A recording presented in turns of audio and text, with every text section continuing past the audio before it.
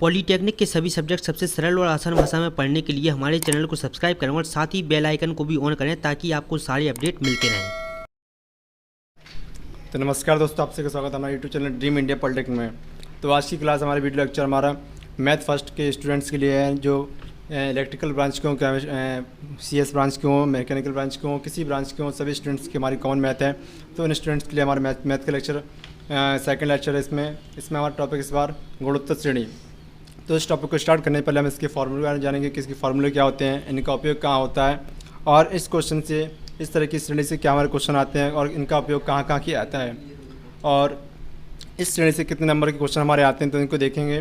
तो स्टार्ट करते हैं इस टॉपिक को पढ़ना बड़ी सिंपल तरीके से, बड़ी आसान तरीके से देखिए, समझने की कोशिश करते हैं। तो हमारा पहला तो इसमें लिखा है आपको टॉपिक का गुणोत्तर श्रेणी, ठीक है। तो गुणोत्तर श्रेणी का फॉर्म क्या होता है, इसका तरीका क्या होता है, देखिए। तो गुणोत्तर श्रेणी का मतलब होता है हमारा कोई श्रेणी जैसे आपकी लिखी हो, इसमें क्या AR AR² ARQ, इस तरह से हमारी कोई श्रेणी दे रखी होगी। श्रेणी किसमें AR AR² ARQ, इस तरह से आपको श्रेणी दे रखी हो, उसमें अनंत पद हो सकते हैं। तो इसमें जो A हमारा क्या होगा, A इसमें प्रथम पद कहलाएगा, और R क्या होगा हमारा सार अनुपात कहलाएगा। R हमारा क्या होगा सार अनुपात। तो देखिए श्रेणी का एग्जाम्पल क्या होगा, श्रेणी का एग्जाम्पल मतलब समझिए, एक श्रेणी लिख के दिखाते हैं आपको। इसमें लिखा है यहाँ पर 2, 4, 6, 8। ये श्रेणी आप किस तरह से देख रहे होगे। श्रेणी में देखो, ये आपका ये प्रथम पद होगा, ये द्वितीय पद है, तृतीय पद। इस तरह से हमारी श्रेणी क्या आगे बढ़ती जा रही है, डेटस करके आगे श्रेणी हमारी बढ़ती आ रही है इस तरह से। तो देखिए जो हमारे दो यहाँ पे क्या होगा, इसमें एक ये हमारे क्या है प्रथम पद बराबर 2 आ गया। इसमें सार्वभौम पद कैसे निकालते हैं, जो हमें इससे पहले जो समांतर श्रेणी पढ़ी थी उसमें क्या करते थे, दूसरे पद में से पहले पद को हटा देते, उसमें सार्वभौम तो ज्ञात हो जाता है, लेकिन इसमें हमको निकालना सार्व अनुपात। तो सार्वभौम पद निकालने का तरीका होता है कि जो हमारा दूसरा पद है उसमें पहले पद से भाग दे दीजिए, दूसरे पद में पहले पद से भाग दे दीजिए, आपका सार्वभौम पद ज्ञात हो जाएगा। देखिए तो सार्वभौम पद R बराबर क्या होता है, दूसरे पद हमारे ऐसे लिखा है इसमें 4, 4 में हम 2 से भाग दे देंगे तो हमारा सार्वभौम पद आ जाएगा 2।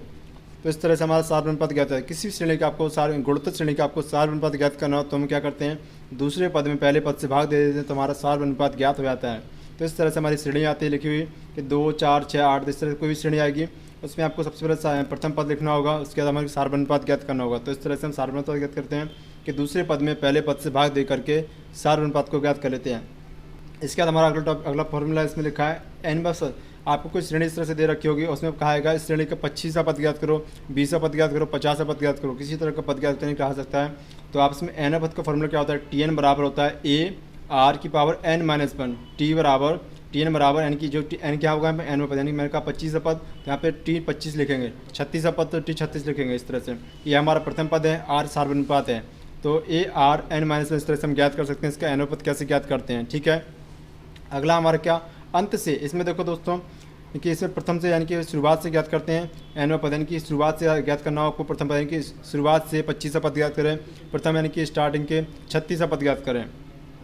इसमें लिखा अंत से n पद, यानी कि आपको इसमें n पद दे रखे होंगे और लास्ट में आपकी श्रेणी यहाँ पे खत्म है, यहाँ पे डड्डे से यानी कि अनंत श्रेणी यहाँ पर। तो लेकिन उस श्रेणी में क्या होगा, आपको एक श्रेणी फिक्स होगी। ऐसे लिखा मैंने यहाँ पर 2, 4, 6, 8, 10, इस तरह श्रेणी बढ़ती है। यहाँ पे आपकी श्रेणी कहाँ होगी, 98 पे खत्म होगी। यानी कि आपको इसमें अंतिम पद दे रखा है और आपसे कहा अंत से 25वां पद ज्ञात करो। भाई अंत से 25वां पद ज्ञात करना, तो कैसे ज्ञात करेंगे, इसमें आपको अंतिम पद दे रखा है 98, तो यहाँ पे L का यूज़ करना है। तो लिखेंगे L अपॉन अंत से n पद बराबर क्या होता है, L/R⁻n-1। R हमारा क्या होगा सार्वभौम अनुपात होगा यहाँ पर।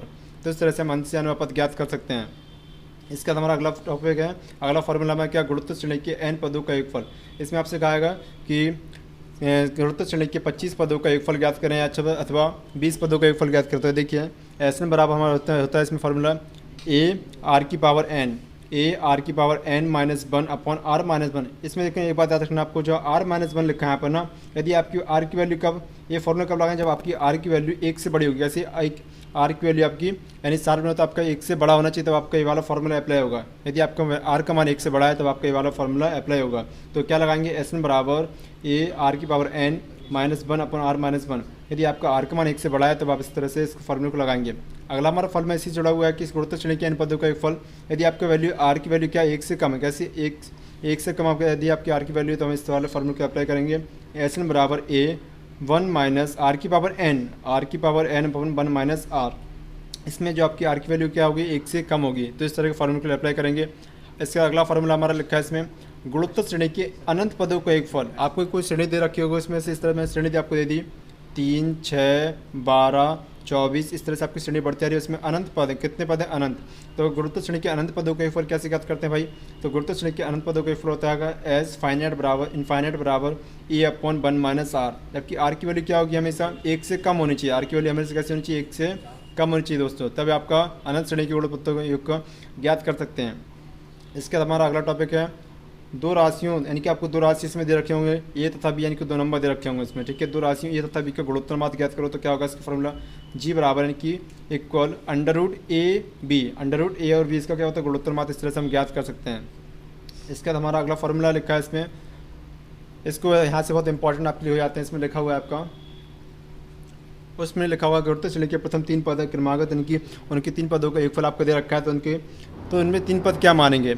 यदि आपको कोई गुरुत्व श्रेणी दे रखी है और उसमें कहा गया कि गुरुत्व श्रेणी के प्रथम 3 पदों का योगफल ज्ञात करें, यदि किसी गुरुत्व श्रेणी के 3 पदों का योगफल 25 है या 36, इस तरह कोई भी आपको योगफल दे रखा हुआ, तो उन 3 पदों को क्या मानेंगे? तो यदि आपसे कहा जाए कि गुरुत्व श्रेणी में कोई 3 पद है, क्रमागत 3 पद है, तो उन 3 पदों को क्या मानेंगे?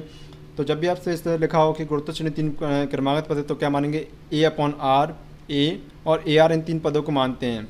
ऐसे बिल्कुल सेम इसमें लिखा है कि गुरुत्व श्रेणी में आपके 4 क्रमागत पद की बात कहा जाए तो आप किसको मानेंगे कि आपके 4 क्रमागत पद बराबर क्या होगा? A/R3, A मानेंगे, दूसरा पद तीसरा पद मानेंगे A/R, AR और लास्ट हमारा AR3। फिर से रिपीट करते हैं इसको। यदि आपसे कहा जाए क्वेश्चन में कि गुरुत्व श्रेणी के 4 क्रमागत पद हैं, तो हम 4 पदों को क्या मानेंगे? A/R3, A/R, AR और AR3, इस तरह से 4 पदों मानेंगे। सेम हमारा इसमें गुरुत्व श्रेणी के 5 पदों को आपसे कहा जाए तो A/R², A/R, A, AR और AR इसको, इस तरह से हम 5 पदों को मान लेंगे कि गुरुत्व श्रेणी के 5 पद निम्नवत हैं। तो इस तरह से हम, ये हमारे कुछ फार्मूला हैं, इनको हमें पहले फार्मूला को याद करें, तभी हमको गुरुत्व श्रेणी को अप्लाई करना आ जाएगा। तो क्वेश्चन कैसे हल करते हैं, इन क्वेश्चन को कैसे टैकल करना है, तो ये बिल्कुल बेसिक हमारे फार्मूला थे। इन क्वेश्चन को आपको, यानी कि फार्मूला को आपको समझ में आ जाएगा तो आपको क्वेश्चन ऑटोमेटिकली आपको समझ में आ जाएंगे। तो ये फार्मूला आपके लिए वेरी इंपॉर्टेंट है। इसका देखते हैं, हम आते हैं क्वेश्चन पर। तो हमारे क्वेश्चन क्या है इसमें?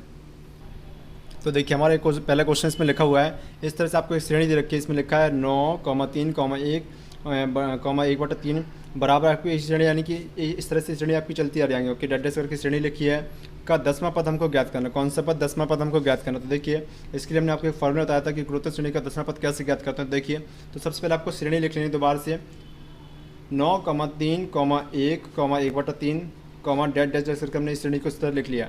इस श्रेणी देखो दोस्तों, प्रथम पद क्या हमारा इसमें 9 है, तो इसको लिखेंगे A बराबर क्या लिख देंगे हम? प्रथम पद बराबर 9। अब इसको सार्वजनिक पद कैसे ज्ञात करते हैं?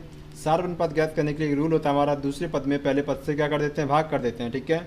दूसरे पद में हमको क्या करते हैं? पहले पद से भाग करते हैं। देखो तो दूसरा पद हमारा 3 है, पहले पद से हम भाग करते हैं, इसमें भाग किया तो कितना आपका आंसर है? इसको कट कर देंगे तो 1/3 आपका इसमें बचेगा। तो सार्वजनिक पद, प्रथम पद हमारा 9 आ गया, सार्वजनिक पद हमारा कितना? 1/3 आ गया। इस तरह से इस श्रेणी का हमें कौन सा 10वां पद ज्ञात करना है? तो 10वां पद का फॉर्मूला हमारा होता है इसमें तो SN, यानी कि इसका 10वां पद हमको ज्ञात करना है। तो T10 बराबर क्या लिखेंगे? पहले फॉर्मूला लिख लेते हैं। तो TN बराबर क्या होता है हमारा? TN बराबर हमारा होता है AR⁻n-1। TN बराबर होता है AR⁻n-1। देखिए, तो हमको 10वां पद ज्ञात करना है, तो हमें T10 लिख लेते हैं। हम T10 बराबर लिखेंगे, प्रथम पद हमारा कितना? 9 है, इसमें 9 लिख लिया हमने। इसमें R हमारे सार्वजनिक तो कितना ज्ञात हुआ? 1/3 की पावर n-1, n की वैल्यू हमारी 10 है, तो यहाँ पर 10 लिखेंगे, -1 कर दिया तो 9 1/3, 10 में से बन जाएगा तो बचेगा 9 हमारा, ठीक है। तो 9 × 3 की पावर 9, 1 की पावर 9 करें तो आंसर 1 आएगा, और 3 की पावर 9 करेंगे देखिए इसको, ठीक है। इस तरह से हल कर लेते हैं। तो 9/3 की पावर 9 बचा हमारा इस तरह से। अभी देखो इसको क्या ले सकते हैं? 3 की पावर 2 ले सकते हैं 9 को, और 3 की पावर 9, इसको ऊपर ले जाते हैं इस तरह से। तो कितना बचेगा? 3 की पावर 2 -9 हो जाएगा आपका इस तरह से। 3 की पावर -7, यानी इसको आप लिख सकते हैं 1/3 की पावर 7, ये आपका आंसर आएगा। यानी कि हमारे गुरुत्व श्रेणी का 10वां पद क्या होगा? 10वां पद हमारा 1/3 की पावर 7 हमारा इस तरह से आपका आंसर ज्ञात हो जाएगा। तो आप इसको ज़्यादा हल मत करेंगे, क्योंकि आपको इसको हल करोगे तो आपको काफ़ी लंबा पड़ जाएगा। तो आपको इस तरह से लिख देना है, गुरुत्व श्रेणी का 10वां पद क्या होगा? T10 बराबर होगा 1/3 की पावर 7। 1/3 की पावर 7 लिखा हुआ है, दोबारा देखो 1/3 की पावर 7, 3 की घात 7। तो इस तरह से हमारा 10वां पद को ज्ञात कर सकते हैं बड़ी आसान तरीके से। आपको ऐसी कभी श्रेणी दे रखी हो, उसमें लिखा हो गुरुत्व श्रेणी का 10वां पद ज्ञात करें, तो इस श्रेणी का सबसे पहले हमको प्रथम पद लिख लेना, उसके बाद हमको सार्वजनिक पद ज्ञात करना है, इसके बाद हमको nवें पद का फॉर्मूला लगा देना। तो Tn बराबर होता है हमारा AR n की पावर n-1। इस तरह से हम इसको ज्ञात कर सकते हैं। इसके बाद बढ़ते हैं अगले क्वेश्चन की ओर।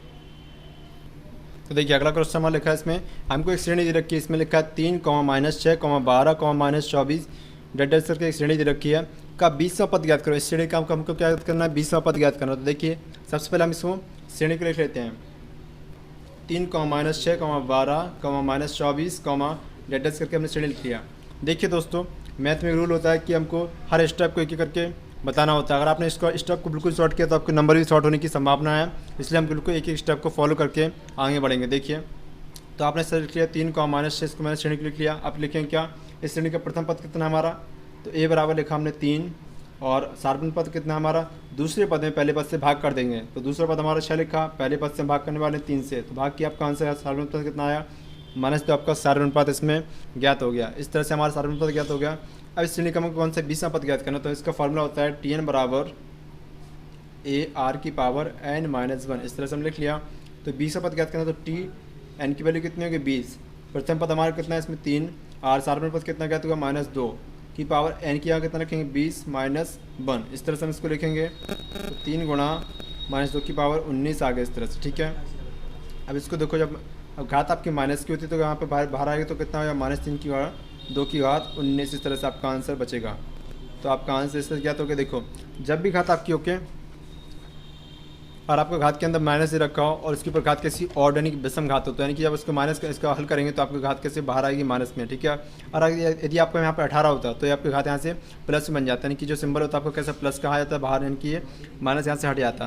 तो इस तरह से हमारा आंसर आएगा, यानी कि गुणोत्तर श्रेणी का आपका 20वां पद क्या होगा, 3 गुणा -3 गुणा 2 की घात 19। इस तरह से हमारा 20वां पद ज्ञात हो गया। इस तरह से आप किसी समांतर गुणोत्तर श्रेणी का आप पद ज्ञात कर सकते हैं बड़ी आसान तरीके से। इस तरह से हम इसको हल करना होता है। ये बड़ी आसान तरीके से इसको हल करने की हमने विधि सीखी है। इसके बाद बढ़ते हैं अगले क्वेश्चन की ओर। अगला क्वेश्चन हमारा कैसा है कि अगले क्वेश्चन की ओर बढ़ते हैं। इसमें क्वेश्चन हमारा लिखा है, इसमें आपको श्रेणी दे रखी है।